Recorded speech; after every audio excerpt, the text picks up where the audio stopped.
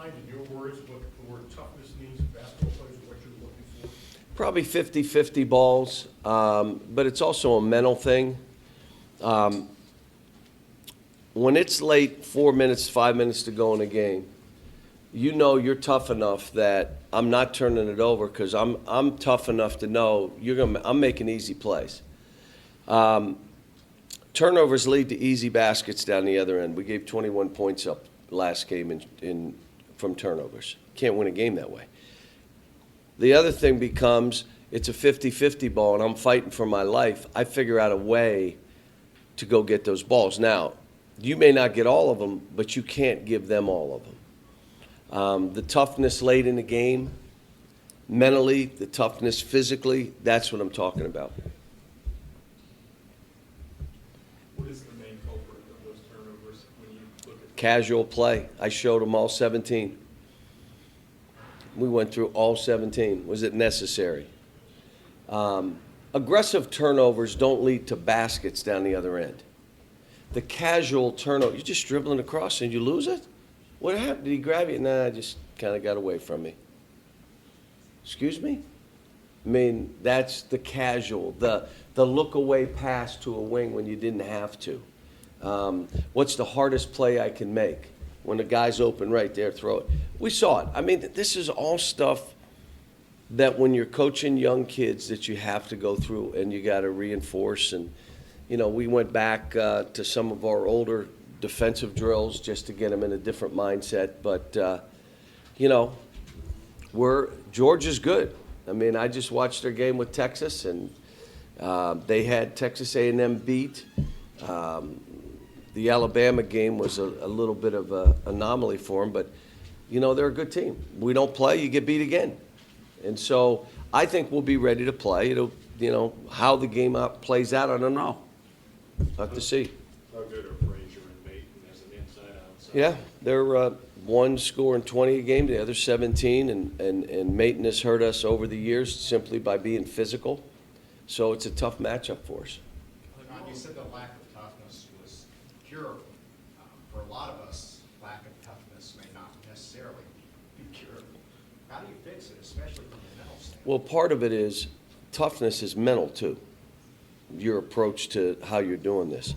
So you're thinking toughness, you push people around and shove people. That's part of it. That is, you're in a scrum.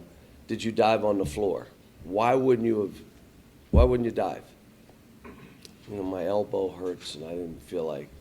So you do drills to get them to do it. Take charges. Dive on the floor. One-on-one rebounding. Fight. They learn to fight. So you can teach that. But the bigger part of that is when games are winding down, having a refuse to lose attitude, which doesn't mean you win every day, every game, but it means the approach is I am focused. I am making easy plays. I'm attacking. You know, all the things you have to do defensively, the toughness you have to hold your ground, to stay in a stance, late in the game with everything swirling. That's a toughness you have to have. You know, and again, it's. I said before the game, my one worry was they had been in all close games except West Virginia. Every game was close, and their guards pulled every one of those games out. Their guards did. And our guards hadn't been in enough close games. And when we were turning it over late. And so that's the issue that we're dealing with. And, you know, it's all this stuff is fixable. I've got a terrific team. I mean, still got the same guys that if we had won 2 games, we would have had votes for number 1. And I would have said we're not number 1 because we still have these issues. So, you know, we practiced yesterday. We're going to get after it a little bit today and see what goes on Tuesday. Cal, what did you see in the preseason from these guys that made you say, this could be my best defensive team? And where have they diverged from whatever it was you saw? Because on the ball it started with De'Aaron Fox. And so when your defense starts there, and then you have an Isaiah Briscoe, and then you have a Malik Monk, but that defense starts on that ball. You have to be able to go up and play people. You have Dom. So yesterday, we had individual meetings, and then we had a team meeting. In one of my individual meetings, I asked all the guys, can you be a stopper? A couple said, someday I hope to be. But there were 5 or 6 that said, I can be, or I'm a stopper. Well, then why are people scoring on us like they are? If you're a stopper. So, you know, I love getting with them and just finding out, like, you know, do you have an idea how I want you to play? Yeah. Well, tell me, how do I want you to play? Because the easy thing is, yeah, no, that, okay, tell me. So this is a group, it's like I said, I'm not panicked. I wanted to win the game. You guys know me well enough. I'm fighting throughout the game. And when I watched it, I walked away after watching the tape like, okay, this stuff's all fixable. If it wasn't fixable, I would have a different approach. But the other side I would tell you is, got good kids. I mean, I got a great group of kids. They want me to tell them. The only thing I said, we watched a little tape before I walked out here. When you watch the tape, I did less coaching last year than I'm having to do now. And that's a big thing. You know, every year I say the same thing. Until this team is empowered and it's their team, until they're doing this off of one another, understanding what each of them have to do and talking, until they're empowered, they can't be the team they could be. They're still good team and good players, but you got to be empowered. It got to be their team, not mine. They can't expect me. Someone would say, you know, well, you don't like calling timeouts, and I've said this over the years. Why wouldn't you have called a timeout? Because I need them to work through it.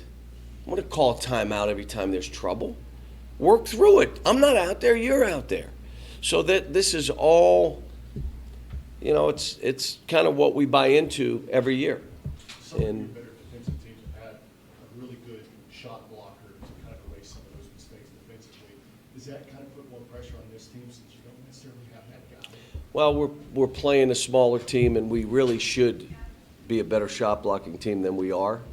But what's happened is we're not blocking the shots we should block. And now, as you say that, I think we're second or third in the league in block shots. Top 10 nationally. Top 10 nationally. So we're not the greatest shot blocking team, but we're pretty good. The issue becomes straight line drives. The issue becomes whoever is guarding the ball, you got to get up in this guy. You got to disrupt them. See, if you can't disrupt a team by just playing defense, then you got to trick. Then you got to play trapping. You got to play different kind of zones. If you can disrupt them man to man, you don't have to do all that. We're just trying to figure out, again, as coaches, you sit there and look and say, okay, what else? How do we help these kids? And that was one of my questions in the individual meetings. What else can I do to help you play the way you're capable of playing? Is it a way of coaching you? Is there something I can do in the game to get you? What kind of shot would? My job, this is not about me. This is about you being your best version. So how do we do this? You know, I'm not here to beat them down. I get on the practice floor. We're going to go hard. We went hard yesterday. We didn't go long, but, you know, we're really working on the things that they need. When you ask the players what you could do to help them get better, did anybody surprise you with an answer? I told some of them, because, you know, some of them, no, coach, I want you to coach me and I want you to challenge me. And I said, listen, if you sleep on it and you come up with something, then come and see me and we'll talk about it. I said, because I'm just trying to get you to play as what you're capable. A couple guys said, you know, I'm not even near where I should be right now, and I don't know what's going on. I asked, are you hitting that wall? That wall, is that part of, no, absolutely not. Okay, let's figure this out then. Sal, just one season when you're talking about being tough, and how do you kind of work with them on that physicality that, you know, Who? When you talk about making them tougher, what kind of things do you have to do? Well, in practice, you're doing drills and doing things that it's a confident, look, it's a skill to be like a hard, scrappy player. That's a skill. Just like ball handling and shooting is a skill. Fighting for rebounds, it's a skill. Well, if passing and dribbling and shooting can be taught and mastered, then so can that other stuff. They're all a skill. And so you get in here and you make them fight each other. You put the guards and the bigs in the, you put Ty and Bam against guys that don't want to fight and let them, just maul them. And then you're like, okay, if you want to accept that and let go of the rope, then you can't be playing. So figure out, how do I do this that I can withstand all this stuff. So, all right, let me go practice. I gotta go practice, guys. Thanks.